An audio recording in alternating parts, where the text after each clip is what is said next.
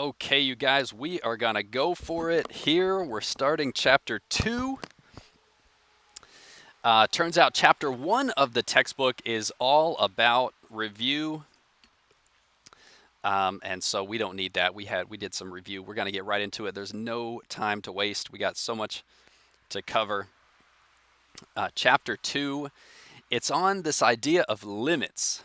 It turns out all of calculus is based on limits. If you guys watched the What is Calculus video, both branches, differential calculus and integral calculus, it's all based on this idea of the limit. So that makes up our entire first chapter, which is a good idea. And you see there 2.2 and 2.3 is our intro. So I like to combine these two sections together because, whoa, a little breeze there. I like to combine these sections because I feel that it flows a lot easier that way than the way the book breaks it up. So normally we're just going to cover one section at a time. It just happens to be this one. I combine the two because I feel it really, like I said, it flows a lot better. By the way, I'll just say hi.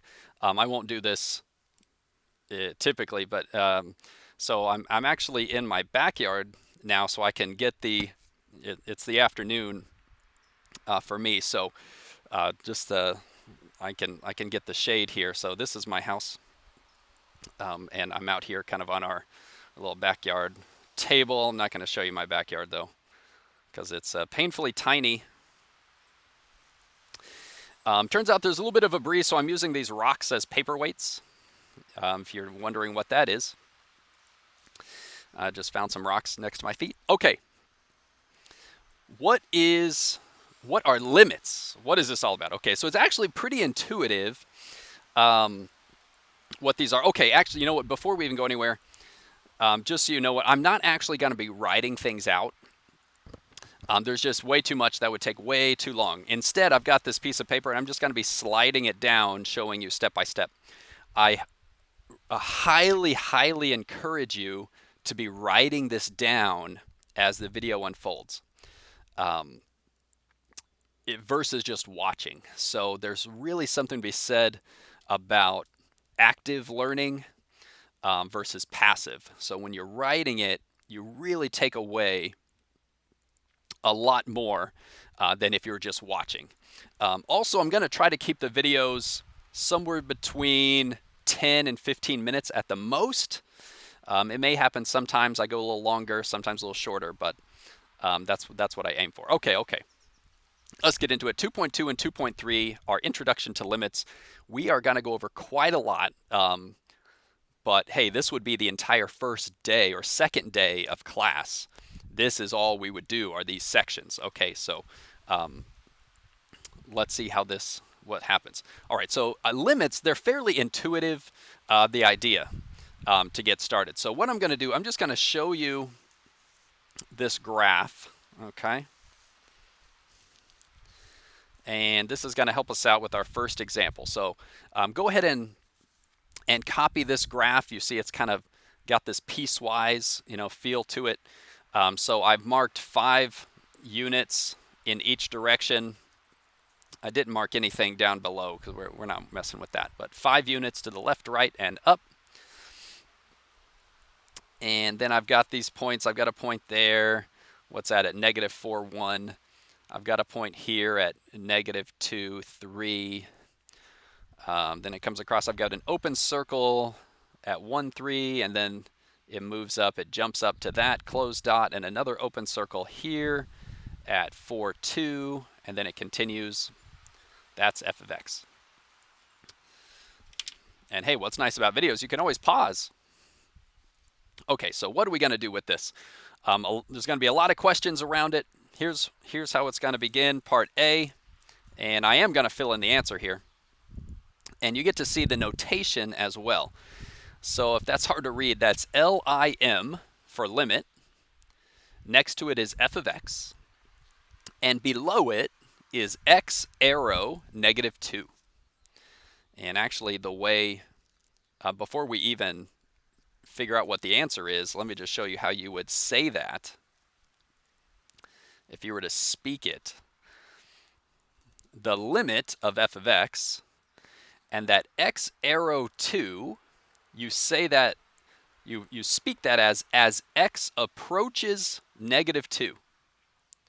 The limit of f of x as x approaches negative 2 equals, and then we're trying to figure out what it equals, right?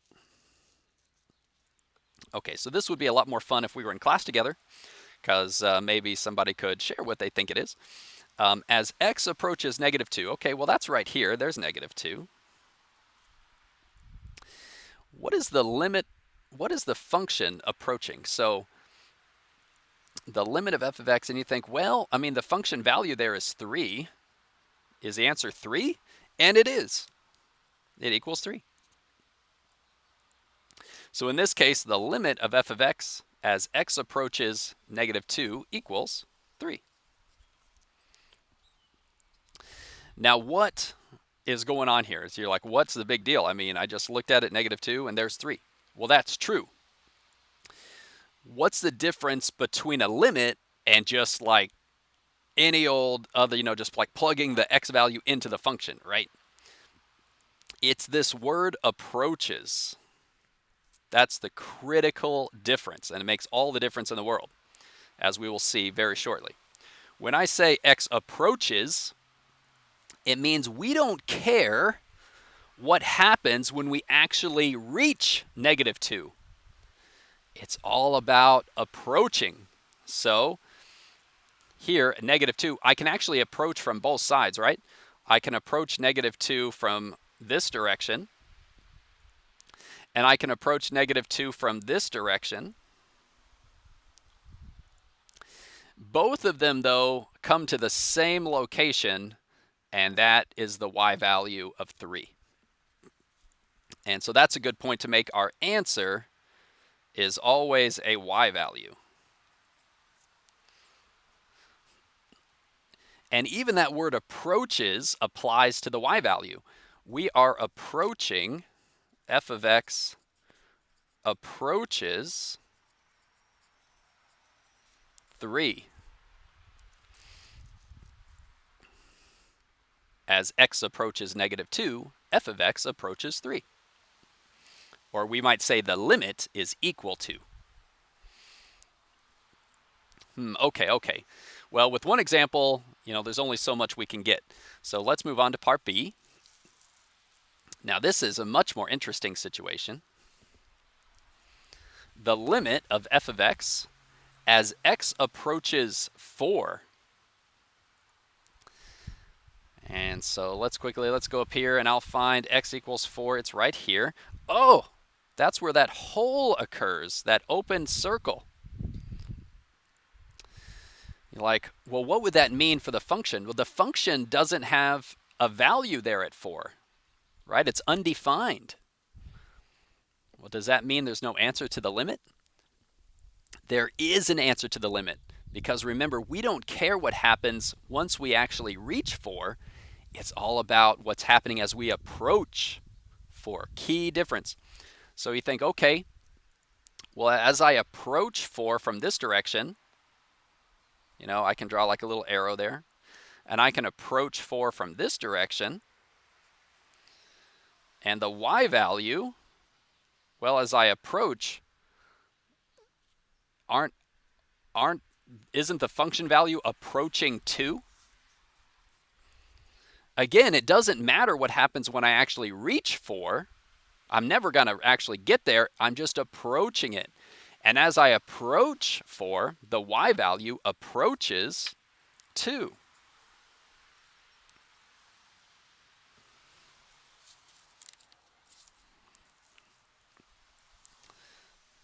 It does not matter what happens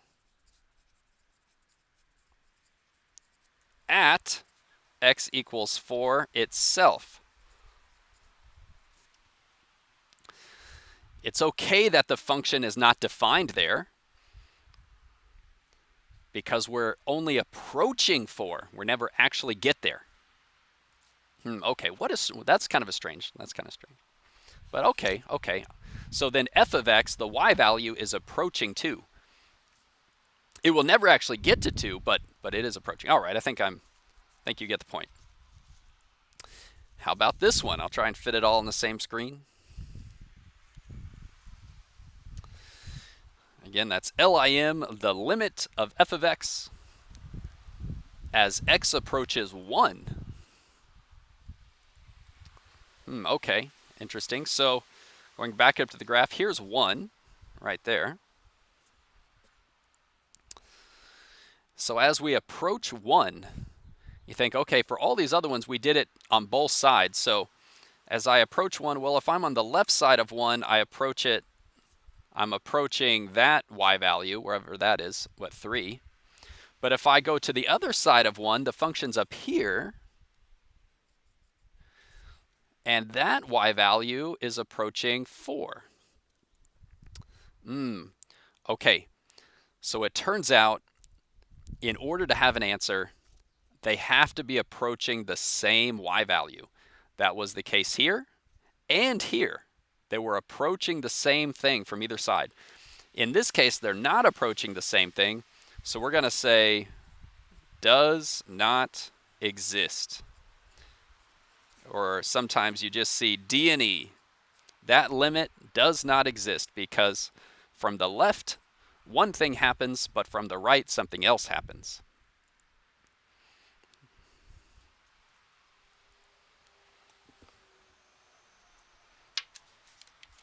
And I've got a little note here. Be helpful to write something for that. I'm trying to fit it all on the same screen. F of x must approach the same y value on both sides for that limit to exist. That doesn't happen here, so we say it does not exist. Okay. I've got one more here on this page. You think, okay, well, I'll have to slide back up so we can see the drawing. Let's look at one again, and we're kind of left like, oh, that's really kind of disappointing. I mean, as we approach 1, I mean, there is a y value from this way and a different one from this way. They're just not the same thing. Does that mean all is lost? Can we not take any limits? No, we can. Let's specify only one of the directions. Okay, maybe specify only the left or only the right. So here's some notation we can use. I'm going to write limit of f of x as x approaches 1, but then above 1, I'm going to put this little superscript of a negative sign. And that little superscript negative sign there means I'm only looking at the left side only. Why would a little negative sign tell me to look at the left side? Well, the negative numbers are on the left side of the number line, and so that's where that comes from. It's not the negative side. I wrote negative side, but they're positive numbers.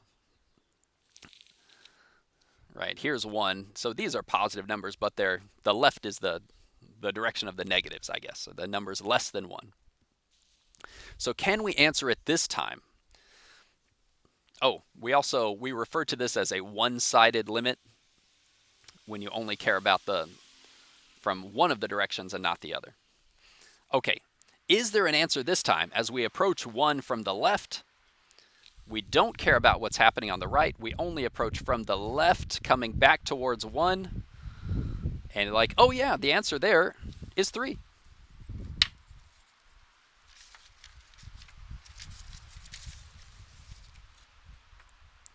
And so we do have an answer if we just look at it from one side.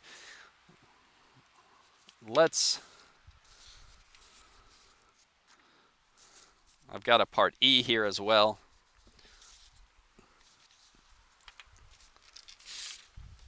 Jostling a lot of papers right now. This works well.